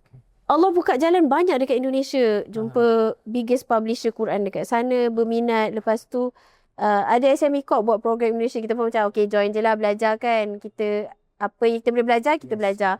Dalam program tu, coach daripada Indonesia tu, dia tanya, saya tunjukkan dia buku surah kan. Lepas tu dia tengok, lepas tu dia tutup. Dia tanya saya, you as a founder, what do you really want to do? Dia tanya macam tu kan, saya macam, okay, saya pun cerita lah kita nak ubah landscape pendidikan dekat dunia supaya anak-anak seronok belajar Quran, dapat relate dengan Quran. Sebab banyak negara kat dunia kita belajar Al-Quran, baca, okay ada yang hafal tu kira advance lah. Tapi sebenarnya sebelum colonization, kita punya culture, contoh zaman Ibn Sina, zaman Asy-Syafi'i, sebelum colonization, Islam is at the top of the world. The culture is meaning Quran. Okay. Sebab baca tu macam Betul. Macam kita lah sekarang boleh Baca, boleh baca bahasa Melayu kan. Tapi memahami, Memahami tu dan reflecting on Quran tu is the culture. Tapi sekarang kita tinggal baca je. Dan bila kita reflect balik pun, ada tak kita belajar, contoh kita belajar, Syah ada tak belajar bahasa lain? Tak ada. Contohlah anak saya, dia suka belajar bahasa kan. Dia belajar Turki sekarang. Umar belajar kat Umar. Turki. Ya. Anak saya Mariam tu, dia suka belajar bahasa. Dia belajar Korea lah, Mandarin lah apa semua. Ada tak kita belajar bahasa tu, contohnya Korea, tapi kita tak faham pun. Kita boleh baca je tulisan tu. Tak ada kan? Tapi disebabkan colonization, syaitan, komuniti kita pun So kita hanya baca. accept, kita just baca dan kita tak faham pun apa yang kita baca kan. So dia kata, this is very good. Dia kata, why? Dia sebenarnya businessman besar lah. Dia kalau kat Indonesia tu sebut nama dia, semua orang kenal dia. Apa nama dia? Tak boleh reveal lah. Okay. Business secret. Okay, tak apa. Tak payah reveal. Sebab kena datang borak kena sendiri. borak. Kalau bisik betul. tapi boleh. Okay, alright. Tapi macam level dia tu, kalau kat Malaysia, Azizan Osman ke Najib Asadok, macam semua orang kenal. Tapi Azizan Osman dan Najib Asadok, diorang memang fokus coaching. Okay, coaching. Dia ni ada coaching businessman. dan businessman. Bisnes dia sendiri pun juta-juta. Okay. Macam 25 company macam tu lah. Subhanallah, hebat. So dia cakap dia nak invest lah. So alhamdulillah kita memang dalam proses lah untuk market Indonesia. That is I love Quran. Pergi all over the world and Indonesia. Tadi mention pasal pendidikan itself apa semua. So you beside that I love Quran, you buka another one pula. KLC ni, Hadijah Learning Center ni. Why? Sebenarnya lepas saya buka I love Quran, saya kan dah ada masters business. Tapi bila buka I love Quran, saya cakap dengan Allah dan saya cakaplah hatilah, takkan aku buka learning center tapi aku tak ada background education kan. Dan walaupun kita ramai asatizah, diorang pun bukan background education. Maksudnya diorang background agama, diorang background Quran, tapi education is also a science. So kita kena gabungkan psychological insight, education insight dengan the Islamic knowledge tu, barulah kita boleh sampaikan dengan baik dengan anak-anak kita kan. Tak semestinya seorang ada PhD dalam syariah, dia boleh mengajar dengan baik kepada seorang anak umur 5 tahun kan. Kalau dia tak ada education dan psikologi punya knowledge. So saya cakap, saya tak nak sama belajar. Tapi sebabkan saya cakap amanah ni, amanah lah. Saya cakap dengan Allah, ya Allah, aku sambung lagi tu masters. This is for you. This is not for me. I do this for you. Masters in Education. So saya sambung Masters Education kat UIA. Alhamdulillah Allah bagi rezeki kita macam cepat faham, boleh senang, macam academically kita okay kan. So banyak baca journal semua. KLC is your idea? Oh, Abang Faiz lagi? No, dia tak involve pun. Okay. So dia tak ada dalam shareholder. My idea. Dan masa tu kita... Why at the first place KLC? Sebenarnya kita baca banyak journal pasal education. Lepas tu kita rasa macam... Specifically untuk girls kan? Yes. Education in general maksudnya outdoor learning, hands-on learning, child-centered learning. Semua kita baca. Lepas tu kita macam... Kenapa pendidikan Malaysia macam ni kan? Tapi saya just simpan je dalam otak. Yes. Sebab takkan nak buka lagi satu sekolah. How you wish that education version you sepatutnya jadi macam ni. Kan? Lepas gitu. tu saya pun baca pasal girls jugalah. Single gender education untuk girls lagi bagus sebab dia boleh dia rasa selesa untuk menjadi diri dia, untuk membesar, confident. Yelah, saya pun sekolah menengah semua perempuan kan. So lepas tu saya pergi jumpa salah satu rangkaian sekolah Islam yang terbesar, bukanlah terbesar, tak tahu lah, yang besar lah dekat Malaysia. Saya jumpa, saya cakap, bukalah sekolah perempuan macam ni, macam ni. Saya cadangkan dekat diorang. Diorang macam, tak apalah, tak ada market. Macam tu lah, diorang kata tak ada market. Saya macam, okay fine. Saya pun balik. Tapi, saya tak nak buka sendiri. Tapi ada satu orang kawan ni lah. Tapi dia pun dah keluar dah. Cuma dia yang cakap, Kak, tak apa Kak, akak buka, saya jaga sekolah. Saya macam, betul janji Okay, buka janji. Tapi lepas janji. Tapi dia bertahan dalam setahun setengah lah. Okay. Tapi alhamdulillah sekolah masih bertahan. Dan sebab kita buka tu bukan untuk duit, kita memang buka sebab community, untuk Allah, untuk education, untuk anak-anak. Memang Allah selalu hantar bantuan lah. Sekarang ni pun alhamdulillah prinsipal kita pun bagus. Dan Kalau kita lihat education sekarang, kita selalu nampak sekolah besar-besar kan. Sebenarnya time kegemilangan Islam, sekolah adalah community center. Sekolah adalah tempat yang community involved. It's a small school. Dia bukan sekolah macam sekarang. Sekolah kita adalah peninggalan penjajah. Okay, banyak pula penjajah, salah kan? Peninggalan penjajah. Yang mana penjajah buat sekolah ni untuk cetakkan orang bekerja. Faham. For industrial revolution. But the Islamic Saya methodology. rasa laras pemikiran kita ni tinggi sikit hari ni. Ya. Itulah sebab bicara pasal education kan.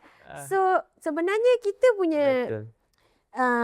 kita punya sistem ni kan, contoh pondok kan. Tapi yelah, pondok sekarang pun kita ditinggalkan dengan Islamik sahaja. Tapi kita mungkin banyak yang Akademiknya. tertinggal dengan akademiknya. Yes.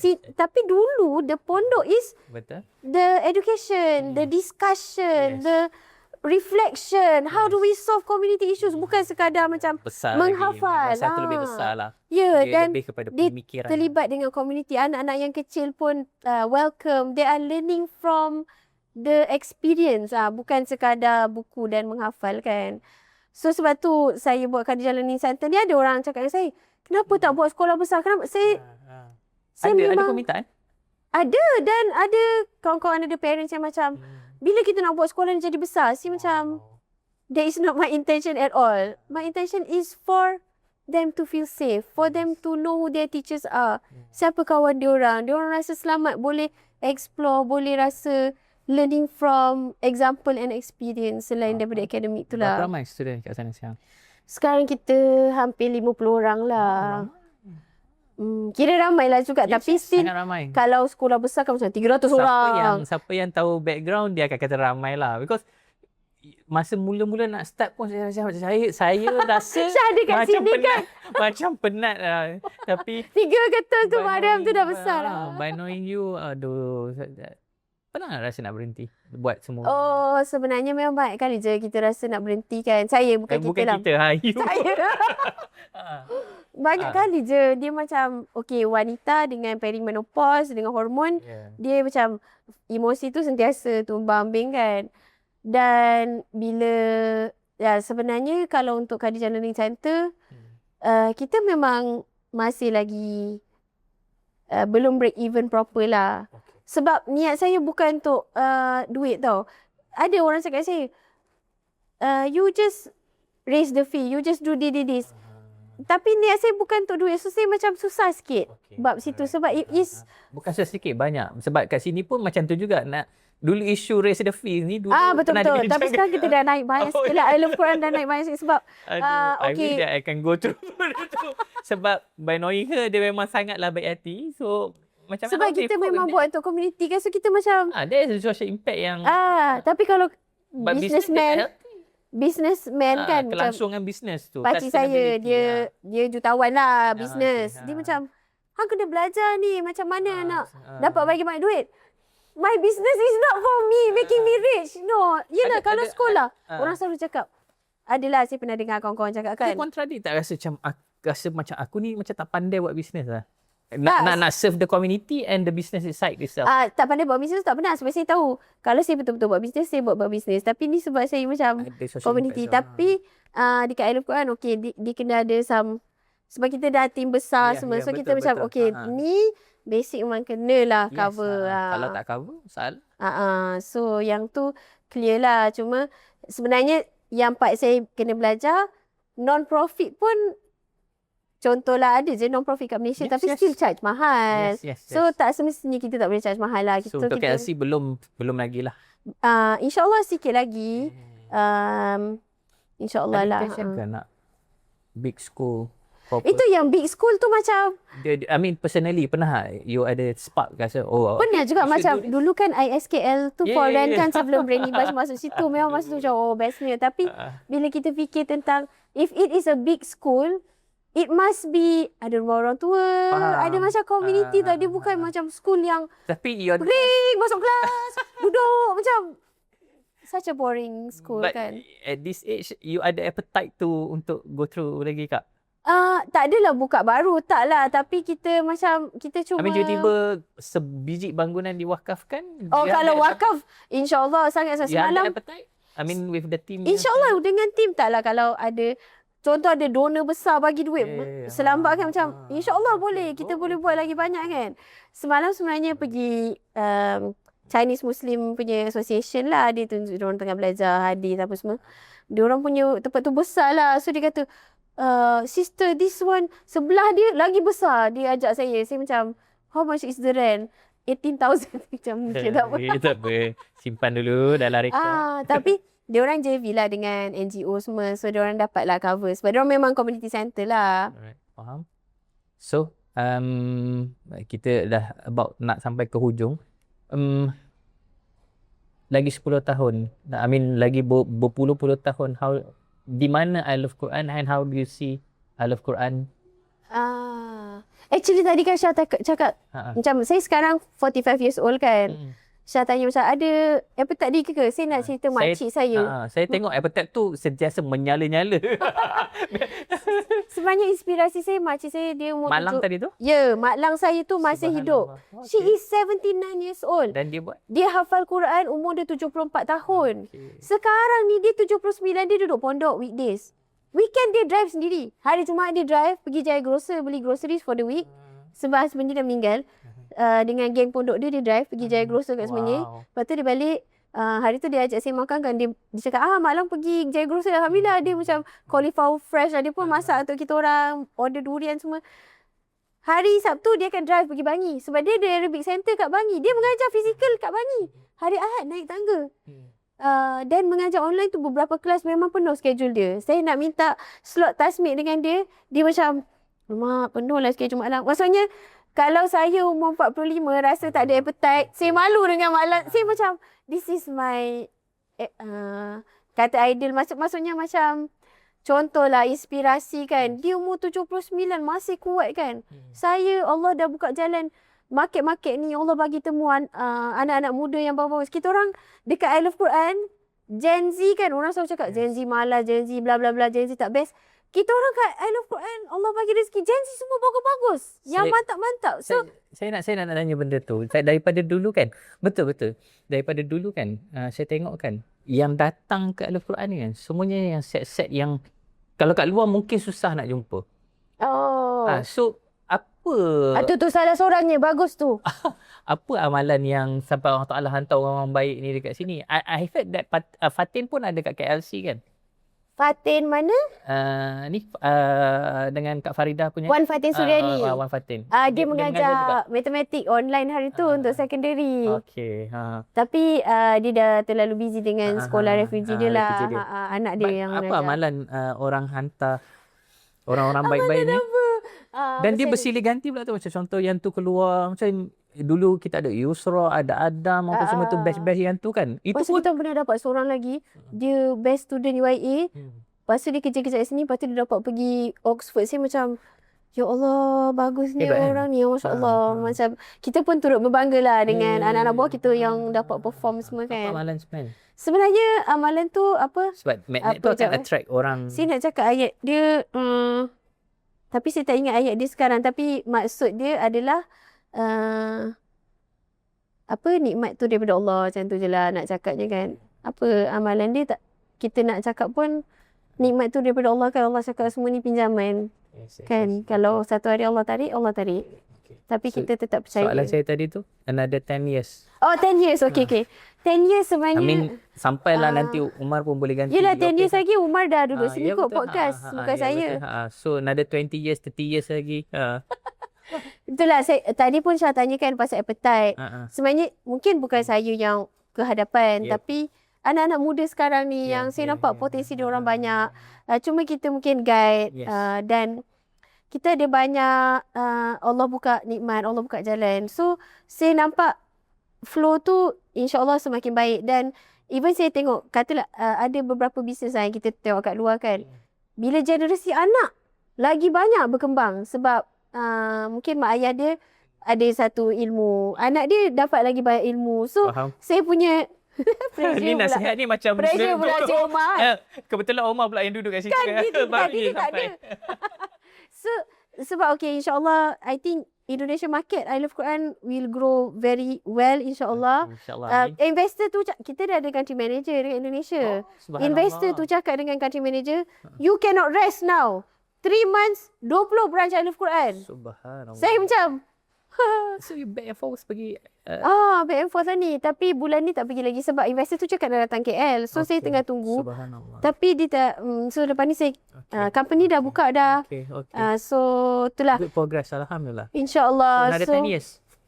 another 10 years saya ke Kita ada I Love Quran ke KLC ke apa? I Love Quran itself, KSC I Love itself. Quran insya-Allah 10 years Indonesia maybe bigger market than Malaysia. They dominate Indonesia. Maybe most Nusantara? 60% income I Love Quran mungkin daripada Indonesia. Amin. 20% je terus dah. Suka hati aku je kan letak. Mesti of course benda ni dah ada dalam database lah. Okay, alright. Go ahead. Database otak saya lah tu. Nah, ya betul. Maybe income Malaysia ni 10% je. Okay. Of the total company income, 60% Indonesia, 20% US, 10% Europe, 10% Malaysia. Ada kemungkinan dia jadi macam Grab. Grab tak meletup kat sini dulu, meletup kat luar dulu. Ada Then baru meletup kat kemungkinan sini. meletup dekat luar. Ya tu saya rasa Kan? mungkin Dia jadi Indonesia macam tu. will be. Yeah. Tapi kita macam Grab dia pindah Yes, Singapore kan. yes. Kita tak adalah niat nak pindah Okay, Singapore. alright. Mungkin kat UK, US. Mungkin pindah Jakarta tiba-tiba tak adalah. InsyaAllah kita setakat ni masih dekat Malaysia lah. Okay. Tapi saya pergi Jakarta, saya pergi Bandung, saya memang ada macam maybe I will retire here. Saya ada macam Ada that intention bukan intention, macam saya terbayang macam benda ni possible lah sebab Okay. market ni much more lebih menyambut. lebih menyambut. Saya sebab Malaysia ni bit relax sikit. Kita tengok lo apa jadi dulu. Betul. Kita kalau- FOMO sikit. Kita macam kalau orang lain, baru kita tiba-tiba macam, meletup sana. Baru kita nak grab. rupanya ni daripada Malaysia ke macam tu. Ni produk Malaysia macam tu. Okay. So adalah nak fikir benda macam tu. Ada. Saya sebenarnya tengah next 4-5 years ni nak buat PhD insyaAllah. Okay. So itulah Dalam? tengah berdoa. Academic ke? Okay, yang saya Education ke? sebenarnya saya apply PhD business Okay. 5 tahun tak dapat. Oh, okay. 6 tahun. Okay. Daripada 2018. Sekarang 8 tahun lah. Saya apply PhD business. Saya tak dapat-dapat. Tahun lepas saya cakap ke Allah, kau tak nak aku buat PhD business kau nak aku buat PhD education. Sebab kan saya cakap ke Allah, Masters education untuk engkau. Masters business memang aku nak buat. So bila saya tak dapat PhD business, saya cakap, ya Allah kau nak aku buat PhD education ni. Saya pun start tengok PhD education. Saya tengok UK, saya tak contact professor. Saya contact satu professor dekat New Zealand. Oh, okay. Dia reply, dia nak ambil saya. Saya apply universiti, saya dapat. Subhanallah. Cuma tak ada scholarship. So saya macam, memang Allah nak sebenarnya saya buat PhD education. Saya macam, sebab tu kan hadis kan cakap kan, kalau Allah buka jalan, tak ada yang boleh halangkan. Tapi kalau aku tutup, Allah tutup, tak ada yang boleh buka. bagi. So saya macam, memang Allah nak. Tapi kita sebagai hamba, kita terimalah yang apa yang Allah tentukan kan. So tengah cari scholarship. Tapi ada satu lagi universiti dekat Itali, saya tengah tunggu lagi. Yang tu dia interdisciplinary. Dia ada psikologi campur dengan bisnes. So saya macam, ni menarik ni. Alright. So tengah carilah siapa-siapa nak sponsor ke? Kan? Ya, tengah carilah. Tapi insyaAllah nak try Mara. Okay, Cuma Mara kalau ikut had umur dah lebih. Jadi cubalah buat rayuan. Mungkin Daddy Ashraf Wajidi dengar ke? Mana tahu kan? Saya akan tag dia nanti. Sebab Syah pun alumni Mara kan? Betul. Apa je sekarang ni kita akan tag je. Sebab hopefully dia sangkut je. Sebab InsyaAllah. dia align je dengan apa yang Ashraf Wajidi nak bawa juga. InsyaAllah. So, Tapi idea education saya tu macam ada sedikit yang tak apa, kita boleh kontroversi. bincang nanti. Boleh bincang nanti. Saya rasa dia sangat terbuka untuk dibincang kot. Sebab ikan tenggiri pun boleh dah sampai spek yang sepatutnya dah dekat MRSM. Masya Allah. So, I think dia sangat terbuka. Sangat bagus. Saya rasa sangat-sangat menjadi. Kita gembira lah ada pemimpin macam ni yang membawa perubahan yang baik kan. In fact, saya dah tengok a few institution yang saya advise. TVET Hafiz sangat berjalan dengan baik. Jadi budak-budak pondok yang dulu kita tak tahu diorang nak pergi mana. Betul. Dah ada di universiti, UNICAD dah ambil, di ILP, Selanda, Melaka, Kuala Langat pun dah ambil. So dah ada tempat dah untuk diorang. So biasanya macam contoh baru-baru ni kan kontroversi sikit. TVET Hafiz whether boleh jadi pilot atau tidak. Semua bidang actually saya yakin boleh. Boleh, kita kena bagi peluang je lah kan. Betul. Last two question. Apa definition sukses bagi Kak Ira buat masa sekarang? Saya sebenarnya tengah menghafal Quran kan. Saya menghafal balik. Yang dulu saya hafal masa balik Malaysia tu. Lepas tu terbengkalai sejak ada anak. Bukan salah anak, salah kita sendirilah. Sejak ada anak sampailah tahun 2024 saya pergi Turki 1 bulan. Saya cakap saya kena balik hafal. Saya hafal. So alhamdulillah sekarang saya 2025 lah. 2025 tahun lepas. So 2020 saya balik US tu saya terbengkalai dekat surah Al-Baqarah. Juz 2. Tahun lepas saya habis juz 2, juz 3. Saya habis Al-Baqarah. Saya habis Imran. Sekarang saya dah masuk An-Nisa. So bila kita hafal ayat tu kan, dengan kita baca, saya memang kena hafal dengan terjemahan. Sebab kalau tidak ayat tu tak melekat. Sebab kita macam kita, Allah banyak kali cakap kejayaan sebenar tu dekat sana. Kejayaan sebenar tu dekat sana, yang dekat syurga. Jadi yang apa-apa dugaan dekat dunia ni kita terima je. Kesusahan dekat dunia ni kita terima je. Sebab kejayaan sebenar dekat sana. So kalau tanya kejayaan kat dunia, as much impact yang kita boleh bagi. Sebab kita nak kumpul impact tu sebagai pahala kita kat sana. Impact kepada anak-anak. So contoh kalau kita dapat sentuh hati anak-anak, 100,000 anak-anak, 1 juta, 2 juta, 10 juta. Anak-anak dengan Al-Quran yang dirasa Al-Quran ni powerful untuk hati dia. Macam dia rasa macam wow, macam flower kan, macam Al-Quran ni bestnya lah. Kalau kita dapat sentuh 10 juta anak, itulah kejayaan tu. Sebab kejayaan tu impact dia untuk naik pangkat dekat dekat sana lah, insyaAllah. Amin insyaAllah. So last, any words to siapa saja yang mungkin dengar podcast ni dah kenal I Love Quran atau selama ni menyokong I Love Quran, menyokong KLC, apa ucapan pada mereka? Ucapan jazakumullah khair. Yang menyokong, terima kasih banyak-banyak. Ramailah kawan-kawan, ahli keluarga yang banyak membantu menyokong daripada awal. Termasuklah Syah dengan Sakinah waktu kita pergi haji tu, diorang lah cover kat Malaysia kan, dengan tim yang macam nak buat apa. Kita punya chant tu, I Love Quran tu, yang masa kita buat roleplay tu, is that the first time yang kita... Yang masa korang buat video tu? Tak, masa tu kan kita tengah bincang pasal nak buat marketing kan? Yelah, itulah sampai sekarang kita guna. Okay, kita buat I love Quran sampai sekarang guna. Really? Saya pergi pitching mana-mana. So that is the first time lah? Masa tu Abang Faiz bagi tahu, kata this is boring lah Syah. We have to do something. Itu masa tu baru spontaneously kita... Masa tu lah sampai sekarang kita guna. Saya pergi pitching mana-mana. Okay, nanti penutup kita buat benda tu. Pitching Hassan pun sampai semua orang dalam crowd tu, ramai-ramai buat I Love Quran tu. Sebab dia dah jadi macam... Abang Faiz lah. Sebab dia yang kalau Abang Faiz bagi komen, kadang-kadang dia boleh pergi blunt gila, kau boring, aku nak yang baru. So masa tu, yelah kena fikir cepat lah kan. Yelah, idea tu. Alhamdulillah lah Syah pun sampai sekarang. Fikir. Okay, kita habiskan ucapan tu. Nanti lah kita wrap benda tu. Apa yang kita, yelah kita mungkin ucapan yang Islamik tu adalah ucapan Islamik tu adalah setiap kita ada path yang Allah letakkan. Kita bersangka baik dengan Allah, kita buat yang terbaik. Tak semestinya kita tak boleh menjadi berjaya dunia akhirat kalau kita tak kaya. Tak semestinya kita tak boleh jadi berjaya dunia akhirat kalau kita tak sama dengan Syah. Setiap orang ada path dia. Betul. Dan jadi mungkin orang yang kita nampak gelandangan tu, itu berjaya dekat mata Allah kan. So, for us to be less judgmental dengan orang lain dan juga diri sendiri. Kadang-kadang kita harsh dengan diri sendiri kan. Tapi kita sentiasa pandang dengan lensa rahmat Allah kepada diri kita dan juga kepada teman-teman di sekeliling, insyaAllah. Sangat-sangat. Okay, alright. So, saya rasa setakat itu saja untuk podcast kali ini. Hopefully kejap. Kita... okay, alright. Apa dia? Termasuk anak-anak lah. Kadang-kadang, okay, ni pesanan. Untuk anak-anak kan, kadang-kadang kita, untuk pendengar, nasihat untuk pendengar. Lensa rahmat tu, kadang-kadang kita sebagai parents very busy, kita dengan device. Kadang-kadang kita bagi anak kita device. it's very bad sebenarnya kan. Maksudnya kita pun fahamlah kita masing-masing busy, orang dewasa yang ada banyak kerja, tapi we have to allocate time untuk anak-anak kita. Lensa rahmat tu datang dengan interaction kita. Kalau kita nak didik anak kita dengan Al-Quran, kita nak didik anak kita dengan Islam, it has to be through our time together lah. Faham. Alright.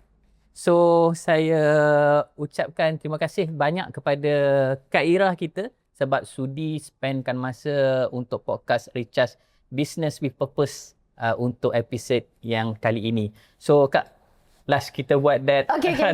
Okay. So, kita orang akan buat sama-sama. Ni adalah signature I Love Quran. So, 1, 2, 3. I love Quran. Alright.